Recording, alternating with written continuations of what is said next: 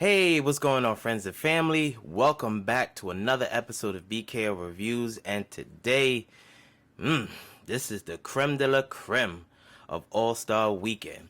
But before we get started with any of that, I definitely want to encourage everyone to hit that thumbs up button if you enjoyed the video and you enjoyed the content.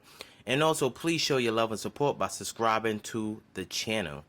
With no further ado, let's get into the review. Well, like I said earlier, guys, if you've seen my what do you call that, Air Jordan 1 85 varsity video, I said that there was 3 pairs of sneakers during All-Star Weekend that I wanted. Unfortunately, like everyone else, I took a L on this one through multiple sites. But one of my friends hit me up and said that he was able to score a pair in my size, and we worked out a great price. And he actually came through. He actually did a big solid for me. He actually sold this pair on GOAT and decided to cancel the order. So, with no further ado,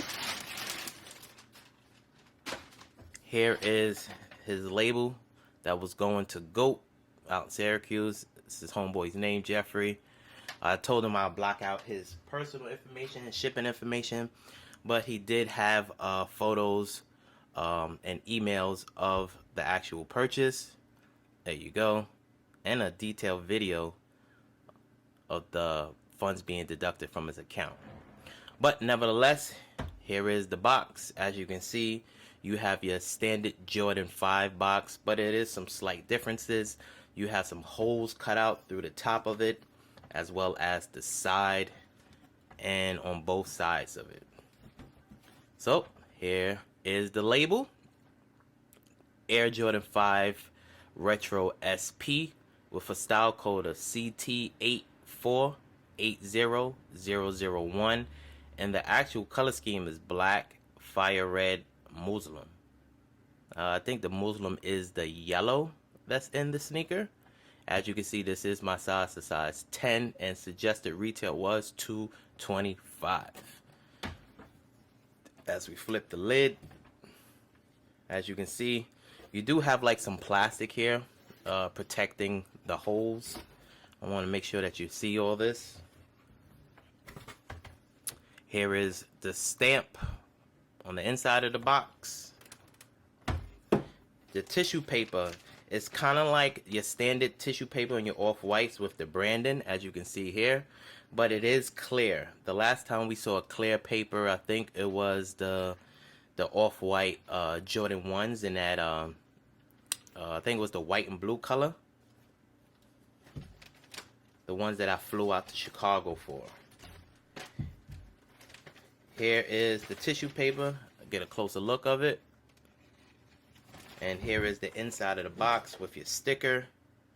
It still has those plastic to protect it from the holes on all sides, and it does have like a quality control sticker there as well. I'll let that out the way for you guys.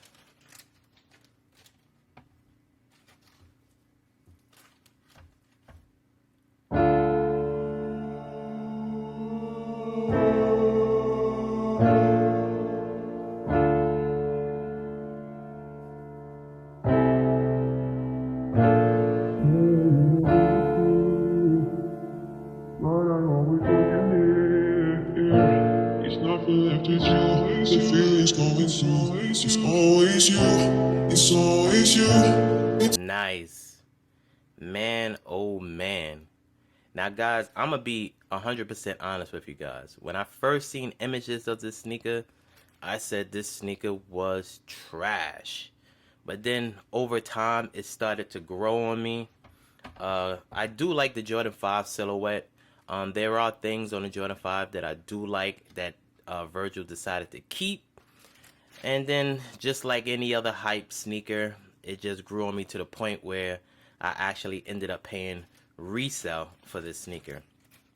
I am happy me and my boy Jeffrey was able to come up with a reasonable price so I can get you guys this video. So let's start off with the most noticeable thing. As you can see, it does come with 3 sets of laces. You have your red pair right here that says Shoelaces, and then you have your off-white no pun intended, that also says Shoelaces, and the black pair that's inside of it. It also has this other hang tag here. There you go. And as you can see, it is somewhat consistent to a regular Jordan 5 metallic, but the materials on here is 100% different. He stayed consistent with that light plastic material all throughout, as you can see. So it does have like that deconstruct look to it, like it's unfinished, as you can see throughout the entire sneaker. You have like these cutout holes. I don't know if that's a new thing that a trend that he's dealing with right now, because it is on the box as well as the sneakers. So pretty much the entire upper is consistent with this plastic material. I do love the fact that he does have the 23 underneath it, and the outsole is pretty much the same. You have your what do you call these right here? Your sorry about that, guys. Your cement print here, engraved with the speckles in black. And I do like the fact that the front of the toe box is kind of translucent as well. As we go to the toe box, as you can see, that material is throughout the entire shoe, or the upper of the shoe. Like I said, it does have black laces in it. Here is your actual lace lock. It does have Nike branding there, as well as Nike branding on the red part. Your tongue has your 3M hits on it. I want that to focus, but as you can see on the side of the tongue, it is not as long as it normally is. He does have a cutout here, and this one is pretty much the same. But I think on this shoe, it is a giant hole. There you go. It's a giant hole on the tongue. As we go to the lateral side, you get to see the branding on here. Want that to focus. I'm not really too sure exactly what it says, but because some things is cut out. Beaverton, Oregon, USA, 1990, Jordan 5. There you go. That's the best that I can do. As we go to the back of the heel, you have your Nike Air branding on the back. And it does look a little narrower here. I can honestly say the padding on here is definitely not there. As you can see, it's very thin on padding, as well as the tongue is very thin. The insole of the sneaker is an all black insole, and it says Nike Air in red. I want you to see the laces on here. Hold on. So as you can see, the laces says Shoelaces on it. There you go. Here is the zip tie that we are accustomed to seeing. It does says 2020 zip tie on this one, and it is all black.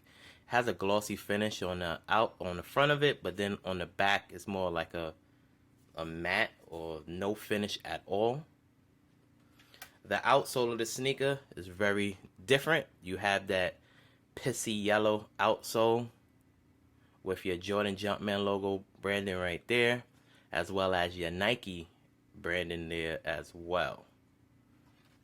So this was definitely something that I wanted to add to the collection, but unfortunately, just like everyone else, I took an L on it, getting it for retail. But I was able to get it at a decent price. I know on the third market, they're selling for, I want to say roughly around the upper 900s, close to 1,000 depending on sizes. I know once all the online orders get in, the size will dip a little. And if you're looking to score it, I would say that would be your best time to get it. But once all orders are out, I suggest, well, I really think the price is definitely going to go back up again. I think it's going to stay roughly in around the 900s to 1,000. But you also got to remember, just because you're selling it on the third market doesn't mean you're actually getting $900 to $1,000. So that was the reason why me and my boy Jeffrey was able to work out a price, because he pretty much realized, yeah, it's selling for that price, but the price that I'm offering him is more than what he would actually get. So I suggest to everyone, if you're looking to add this to your collection, reach out to your local Facebook groups. You could go to Offer Up. You know, not noticeable, trustworthy people, if they got receipts and things of that nature, I could suggest going that route. But if you want to wait it out, I do say that the price will go back up. Let me know what you think. Leave your comments below and we could definitely discuss. I want to thank everyone once again for tuning in to another video of BKO Reviews. Like I said earlier, guys, if you enjoyed this video and you enjoyed the content, only thing that I ask of you is to hit that thumbs up button. It surely goes a long way. And also subscribe to the channel. It's the best way of staying up to date with the most recent content. And you can also follow me on these social media platforms.